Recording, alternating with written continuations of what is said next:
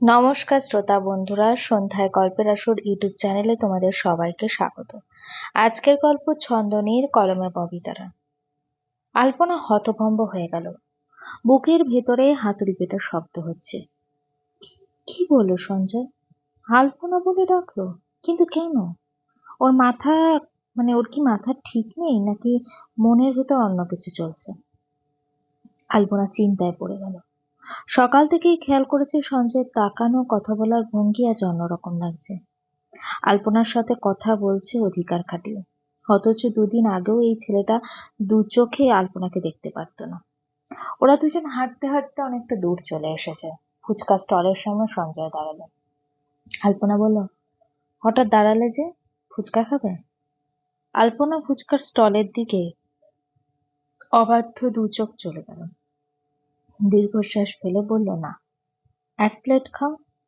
তোমার কাছে না টাকা নেই? সঞ্জয় মাথা চুলকে হেসে ফেলল, বলল, মিথ্যে বলেছি। কেন? না হলে তো তুমি রিকশা থেকে নামতে না।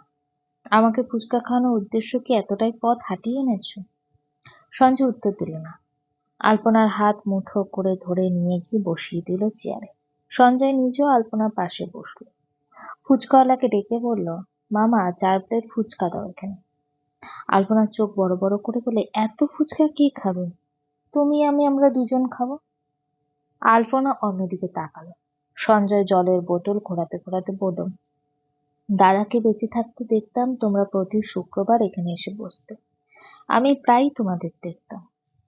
অপু তপুর তখন 1 মাস বয়স। ডাক্তার দেখানোর বাহানা করে দাদা তোমাকে এখানে ফুচকা খাওয়াতে নিয়ে এলো। বিকাল পেরিয়ে সন্ধ্যা লেগে যায়, অথচ তোমাদের খবর নেই। বাচ্চা দুটো খিদে সহ্য করতে না পেরে খুব কাঁদছিল। মা শম্পা বাচ্চা দুটোকে নিয়ে খুব হিমশিম খাচ্ছিল, অথচ বাচ্চার বাবা মার মনের সুখে ফুচকা খাচ্ছে। মা জানতে পেরে কি বকাটাই না দিয়েছিল দাদাকে। কোন আক্কেলে তোমার পেটের ঘা শুকায়নি, অথচ মিথ্যা বলে অস্বাস্থ্যকর খাবার খেতে নিয়ে গেছে। তোমার দাদা বড় ভালো মানুষ ছিল, আমার মন বুঝতো খুব। আর আমি?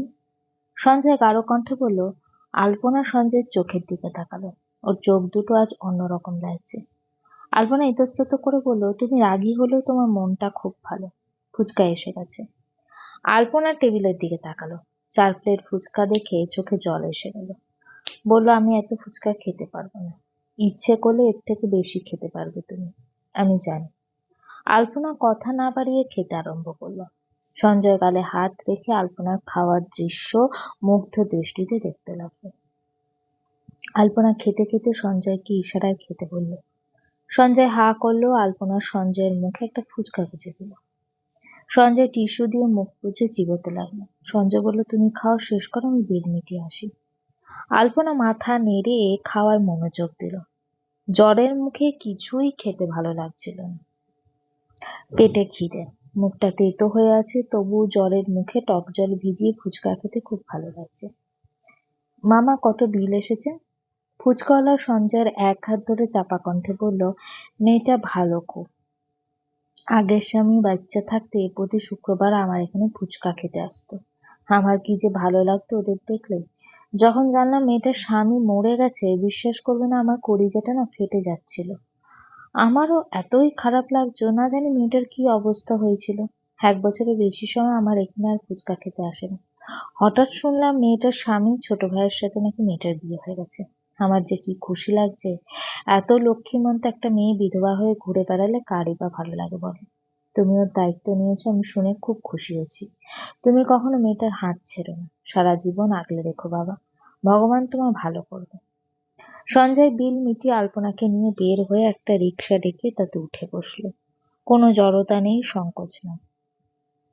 এই প্রথম নির্দ্বিধায় আলপনার পাশে ঘনিষ্ঠ হয়ে বসলো সঞ্জয়।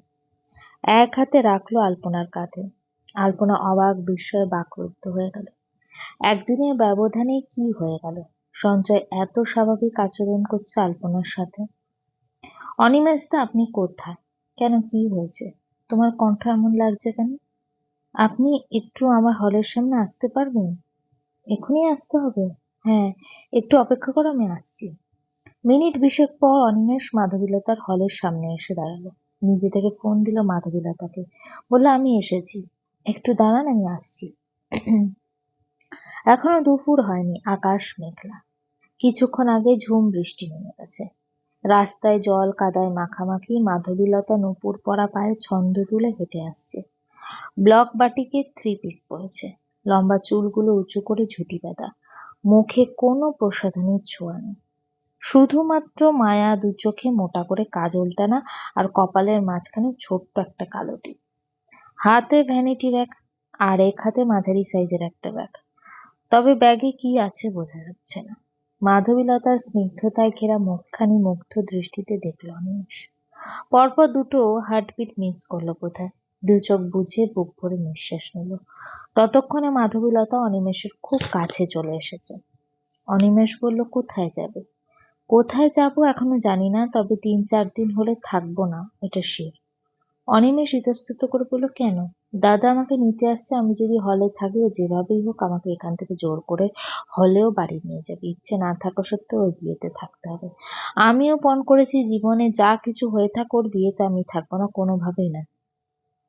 একটা মেয়ের জীবন নষ্ট হওয়ার দৃশ্য নিজের চোখে দেখার ক্ষমতা নেই আমার। আমি 2-4টে দিন দূরে কোথাও গিয়ে থাকতে চাই, অবশ্য কোনো বান্ধবীদের বাসা না।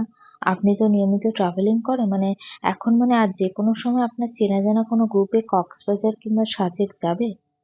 একটু অপেক্ষা করো, আমি খোঁজ নিয়ে দেখছি। অনিমেষ একের পর এক কাকে যেন ফোন করলো, নিরাশ হয়ে বলল, না, আজ ঢাকা থেকে আমার চেনা জানা কোনো গ্রুপ যাবে না। মাধবীলতা একটু সময় নিয়ে কি যেন ভাবলো, বলল, সেদিন আপনি বললেন আমাকে নিয়ে কাছে কোথাও ঘুরতে যাবেন। সেদিন কাছে কোথাও যেতে চাইনি, এখন দূরে কোথাও যেতে যাচ্ছি। প্লিজ নিয়ে চলুন না আমাকে, আমি একটু প্রকৃতির মাঝে একা থাকতে চাই। মাধবীলতা কথাটা বলতে দেরি হলো। অনিমেষ তখনই কাকে যেন ফোন করে একটু দূরে গিয়ে ফোনে কথা বলল। কাকে যেন অনিমেষ বিকাশে 25,000 থেকে 30,000 টাকা পাঠাতে বলল। কথাটা দূর থেকে মাধবীলতা স্পষ্ট শুনতে পেল। অনিমেষ ফোনে কথা শেষ করে মাধবীলতার কাছে এসে বলল, কোথায় যাবে? কক্সবাজার যাব। এই মামা, বাস স্টেশনে যাবে? অনিমেষ একটা রিকশা ডেকে তাতে মাধবীলতাকে নিয়ে উঠে বসল। দুনিয়া ভেসে যাক, তার ভালোবাসার মানুষটা এই প্রথম ঘুরতে যাওয়ার আবদার করলো তার কাছে। সে কি কথাটা না রেখে পারে? চলবে? আহ হ্যাঁ। অভিমানী মেয়েটার দুঃখ পাষাণ ছেলেটা বুঝল না। মালতী কাঁদছে, সারা বাড়ি জুড়ে বিয়ের আমেজ, অথচ ঘর অন্ধকার বসে মায়ের কান্নাকাটি রঞ্জিতের একটুও ভালো লাগছে না। মায়ের কথা রাখতে আজ 6টা দিন মাটি করে মাধবীলতার হলের সামনে বসেছিল রঞ্জিত। কতবার যে বোনকে ফোন দিয়েছে, মেসেজ করেছে, তার কোনো হিসাব নেই। মাধবীলতা ভুলেও রঞ্জিতের ফোন রিসিভ করেনি, আর না মেসেজে রিপ্লাই দিয়েছে। শুধু তন্নির হাত থেকে একটা চিরকুট ধরিয়ে দিয়ে গেছে। তন্নি হলেও ছিল না, হলে এলো পড়ন্ত বিকালে। তন্নিকে দেখে রঞ্জিত এগিয়ে গিয়ে মাধবীলতার কথা জিজ্ঞেস করলো। তন্নি সেভাবে কিছু বলতে পারল না, শুধু ব্যাগ থেকে চিরকুটটা বের করে রঞ্জিতের হাতে দিল। রঞ্জিত চিরকুটের ভাঁজ খুলল। চিরকুটে লেখা, শুধু শুধু আমাকে খুঁজে লাভ নেই দাদা। আমি যখন বলেছি তোর বিয়েতে আমি থাকবো না, তখন কিছুতেই থাকবো না। একটা মেয়ে হয়ে তো আরেকটা মেয়ের স্বপ্নভঙ্গ হওয়ার দৃশ্য নিজের চোখে দেখার সাহস আমার নেই। এখনো সময় আছে, বিয়েটা ভেঙে দে। এমন কিছু করিস না যাতে সারা জীবন নিজের কাছে দোষী হয়ে থাকিস। আবারও বলছি, তোর বিয়ের 3টে দিন আমাকে খুঁজে লাভ নেই। আমি এই 3-4টে দিন নিজের মতো থাকতে চাই। মাধবীলতা। রঞ্জিত চিরকুটটা রাগে জেদে দুমড়ে মুচড়ে ফেলল। মাধবীলতা আজ হল ছেড়ে ব্যাগপত্র নিয়ে চলে গেছে। কোথাও গেছে কেউ জানে না। রঞ্জিত কথাটা সরাসরি মাকে বলতে পারেনি। মাধবীলতার একমাত্র দাদার বিয়েতে থাকবে না দেখে এমনিতেই মা কান্নাকাটি জুড়ে দিয়েছে। মাধবীলতা হলে নেই জানতে পারলে হয়তো মা বিয়েটাই করতে দেবে না রঞ্জিতকে। রঞ্জিতের চিন্তা হচ্ছে খুব। দিনকাল ভালো না। রঞ্জিতের উপর রাগ করে অভিমানী বোনটা এখন কোথায় আছে কে জানে। কোথায় আর থাকবে, কোনো আত্মীয়র বাড়িতে হয়তো আছে, তাদের বলে দিয়েছে রঞ্জিতকে যেন না জানায়। রঞ্জিত নিজের মনকে একটু বলে বুঝ দিল। মাধবীলতা গাবতলী বাস টার্মিনালে আনমনা হয়ে বসে আছে। অনিমেষ মাধবীলতার পাশে এসে বসলো। বলল, কি খাবে? কিছু খাবো না। বাস কখন ছাড়বে? রাতের আগে তো বাস ছাড়বে না। টিকিট কেটেছেন? হ্যাঁ, 2টো টিকিট কেটেছি। রাতে রওনা হলে পৌঁছাতে কতক্ষণ সময় লাগবে? ভোর 5টা কি 6টা? বেশ। এতক্ষণ বসে থাকবে নাকি? চলো কাছের কোনো রেস্টুরেন্ট থেকে দুপুরে খাবার খেয়ে আসি। আমার খিদে নেই অনিমেষদা, আপনি গিয়ে খেয়ে আসুন। অনিমেষ কি করবে বুঝতে পারছে না। না খেয়ে কতক্ষণ থাকা যায়? দুপুরে না খেলে রাতেও খাওয়া হবে না। এদিকে ওর একটা বন্ধুকে জামা কাপড়ের ব্যাগ দিয়ে যেতে বলেছে, সেই ব্যাগটাও তো আনতে হবে। বিকাশের টাকাগুলোও এক ফাঁকে উঠিয়ে নিতে হবে। টুকিটাকি কিছু কেনাকাটা আছে, সেগুলোও এক ফাঁকে সেরে ফেলতে হবে।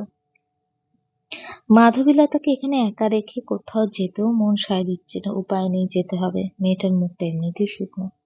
পাশ দিয়ে রোগা বেঁটেখাটো লোকটা হাঁক ছেড়ে যাচ্ছিল। চা, চা লাগবে চা? এই স্টেশনে চা আর কি ফেরি করে?